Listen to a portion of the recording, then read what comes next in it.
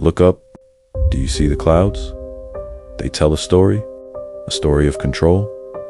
We were told a snowstorm apocalypse was natural, but what if it wasn't? What if the weather itself became a weapon? They call it geoengineering. Cloud seeding. For decades, they've been perfecting the mechanism to manipulate the skies above us.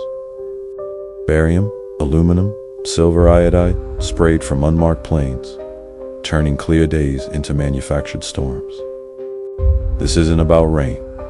It's about disruption. It's about control over the most fundamental resource, food.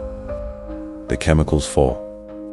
The engineered weather destroys harvests, creating artificial scarcity. Headlines scream of shortages. Prices skyrocket. This isn't a natural disaster. It's a calculated move. They profit from your panic. They thrive on your fear. Watch the markets. Watch the stock tickers rise as the grocery carts overflow with desperation.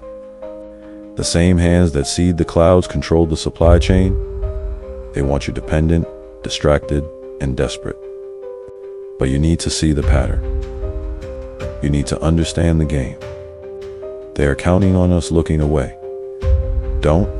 The truth is hidden in plain sight. We must look past the manufactured chaos.